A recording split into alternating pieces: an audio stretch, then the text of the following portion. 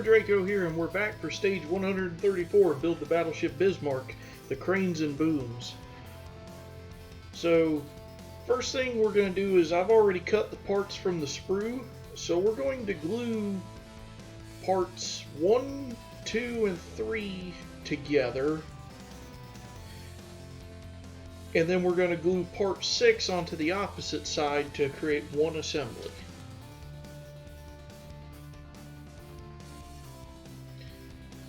So on part 3, part number 2 is the cylinder that's going to fit on that peg. So we're going to apply some glue and then glue it right down.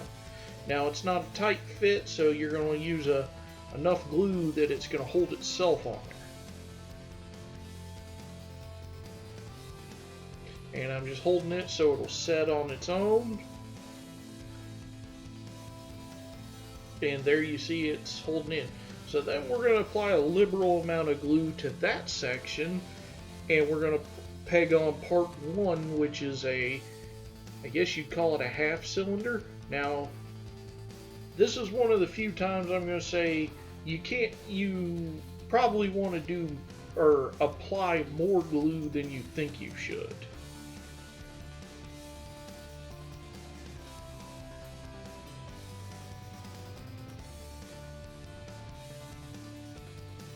And there we go.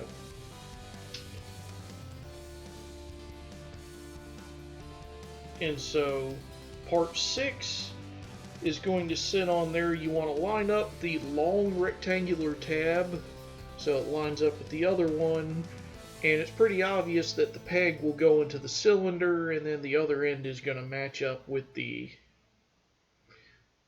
half cylinder or the semicircle. What do you call a half cylinder? I guess that's it. I don't remember squat about high school geometry, and it's going to bug me. Or is that middle school? Thanks, American education system. Anyway, now that that assembly is done, we're going to bring in the crane body 134-06, and then we're going to glue that assembly in. Now, how it fits is pretty self-explanatory. You got the rectangular tabs. Now, you can see that the tabs are asymmetric, so at least I think they're asymmetric. But either way, I believe it only fits in there one way. So instead of putting glue because the tabs are shallow, or the slots are shallow, I'm applying it right to the tabs.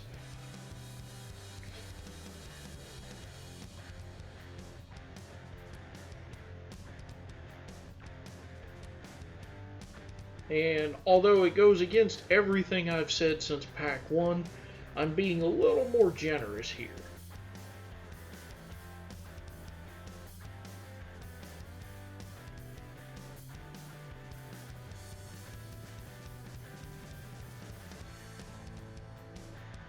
And it fits right in. And then, now that that's in, we're going to take part number 4 from the sprue, and then that's going to go on top.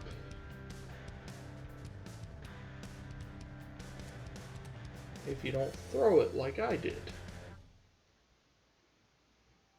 Also, I'm doing this old school without a lot of cuts. Tell me what you think if you want to in the comments. I'm trying not to fish for them because it makes me feel scummy, but at the same time, I like trying new stuff and getting feedback on it.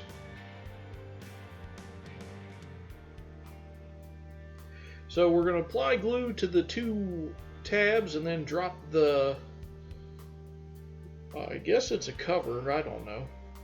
These parts aren't labeled. And then once that's in place,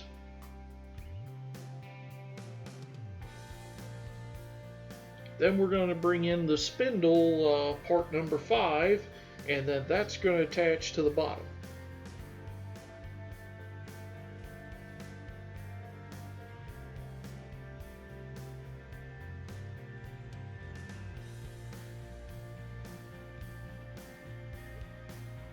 Now you want the smaller peg going up inside there. That's how you know you have it oriented properly.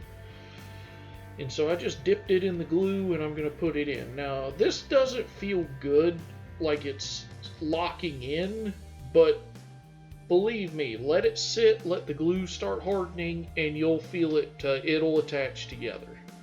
Because you see, it's not fitting quite the way I think it should. And so with that done, we're going to move on.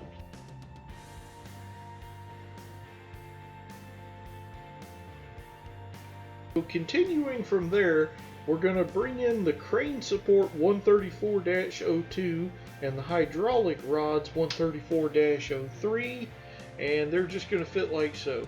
Now be a lot more careful than I did because I kind of bent the plastic and stressed some of it, which I fixed that with a hairdryer after the fact. Stress marks, you can get them out with heat. You can see me straighten it up.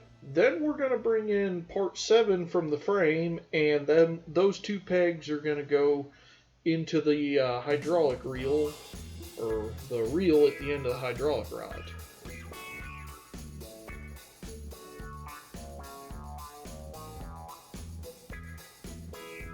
And so now that we have that assembly, that's going to attach to the crane body we built earlier. So and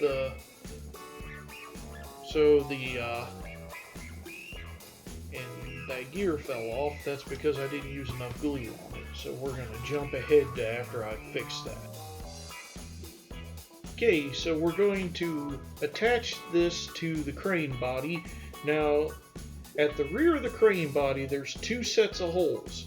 You want the large pegs to go into the holes closest to the front of the crane. And then the ends of the hydraulic rods will drop into those holes. Now, the instructions didn't say to glue that, so I didn't, but I think I eventually did. So then we're going to take the crane boom, and that's going to go into the other set of holes.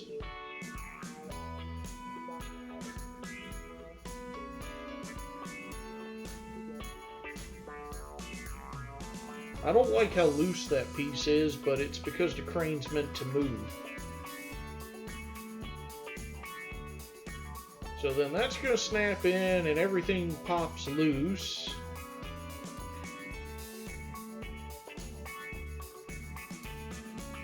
So yeah, this is chaos all around right at the moment.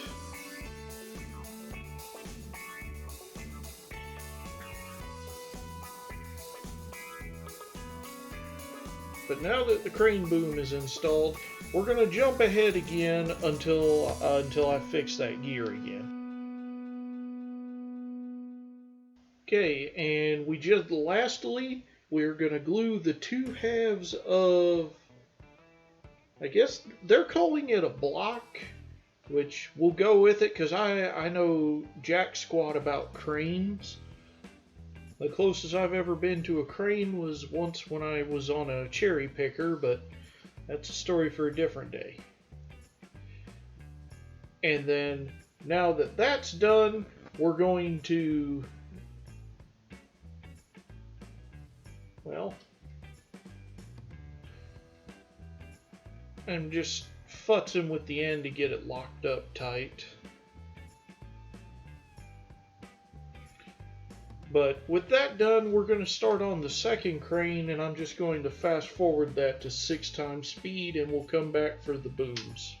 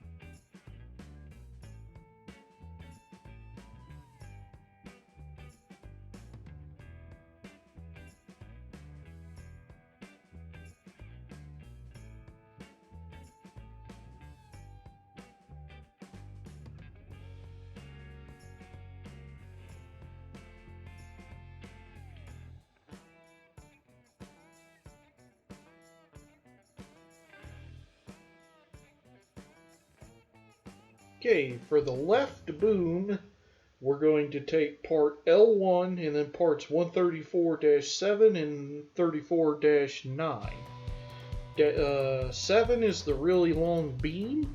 So what we're going to do is part 9 is just going to slide over the end. And that's about it for that. And so then we're going to attach the end into L1.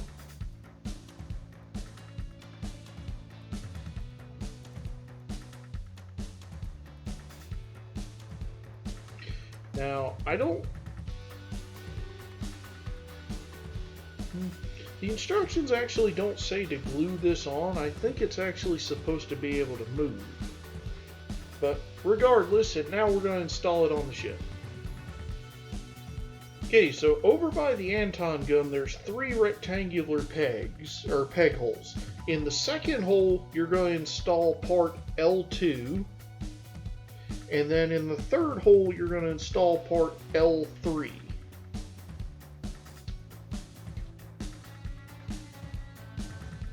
Okay, so then the boom and part L1 are going to be glued into that first socket, and then the boom is just going to rest across those other 2 supports. Okay, the right boom is exactly the same, so we're going to do this at 6 times speed, and the install is exactly the same, so I'll probably jump ahead to the stern boom instead of showing the install on the starboard side.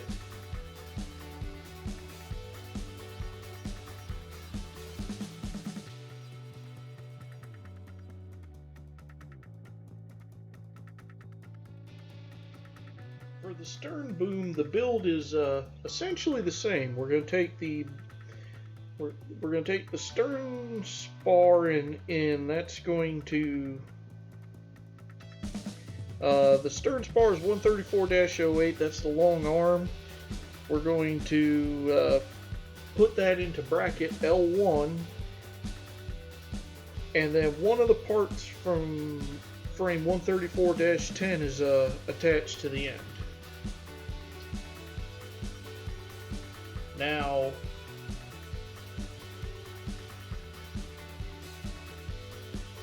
it's almost exactly the same as the what do you call it? The aft boom. I think I was saying aft and stern backwards in another video.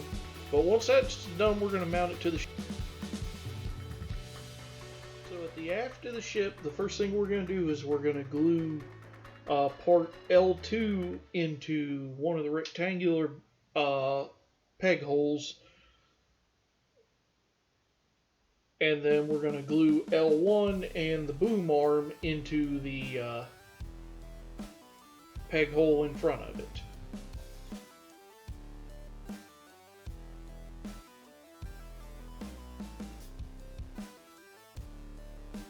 Okay, so we're going to hurry through the build for the right stern boom, and the install is exactly the same, so we'll just jump into the end here.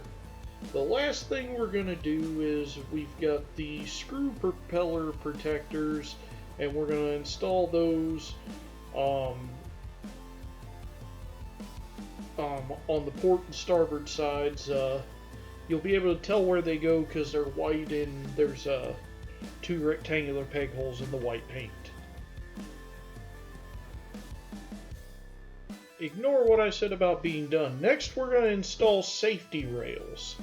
So, first thing we're going to do is on both the port and starboard sides by the Anton gun, we're going to install 3 rails 01, and they're going to go right next to each other on either side of those 2 bollards.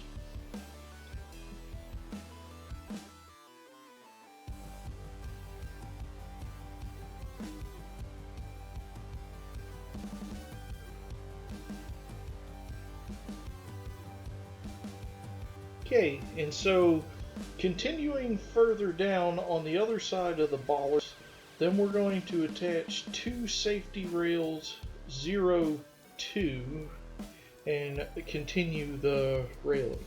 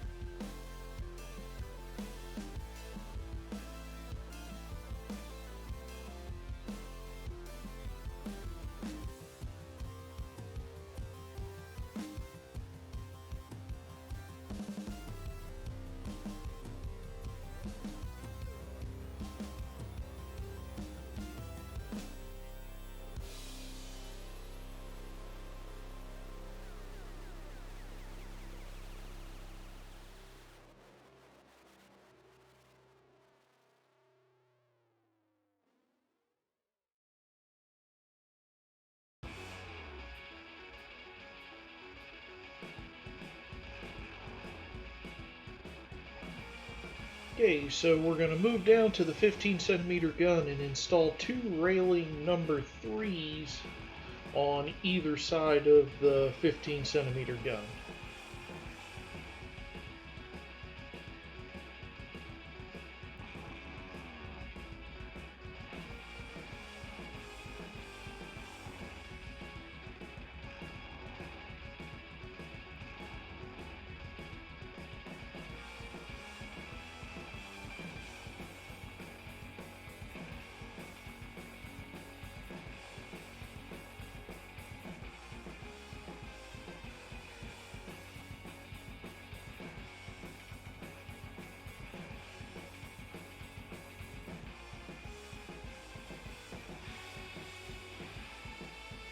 Moving further to stern, over by Caesar and Dora, we're going to install a railing number 1, a railing number 4, and a railing number 2.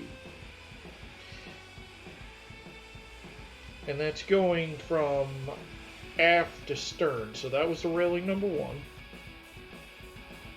the railing number 4,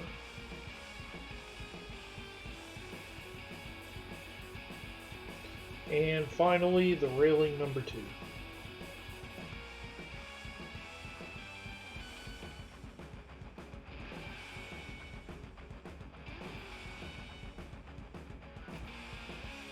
Okay, so next we're going to attach railings, and they're Roman numerals 5, 6, and 7. So continuing from railing number 4. And they go in that order from aft to stern, continuing the one continuous railing.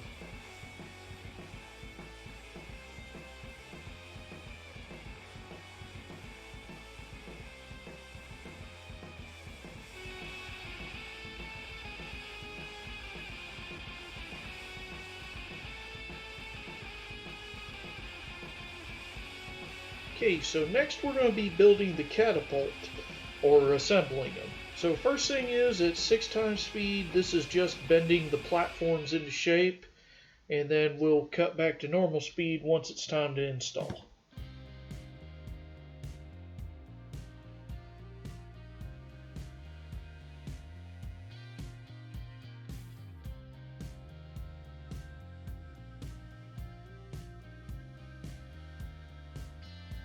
So the platforms have a vertical peg and a horizontal peg, and so they're just going to go in like so, and then you always want to check your fit and then glue them in place.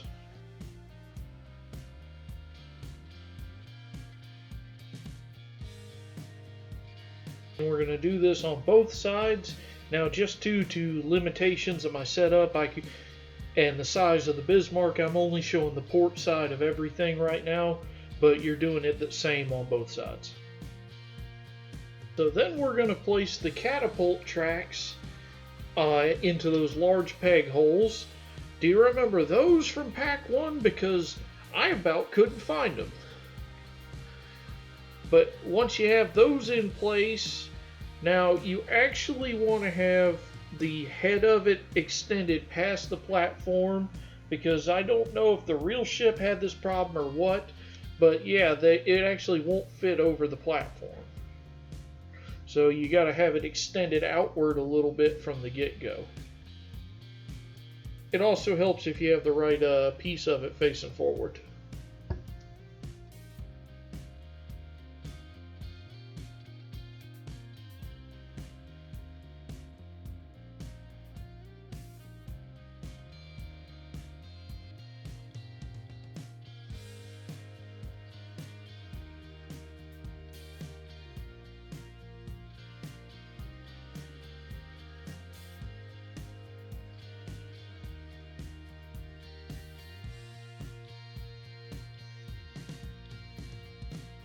So next we're going to fast forward the catapult track cover being bent into place.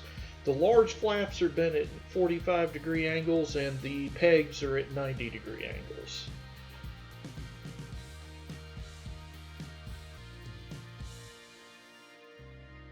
And then we're going to glue the catapult track cover in place. It has two pegs that are going to go into the decking in front of it, and then two pegs that just rest on grooves on the deck.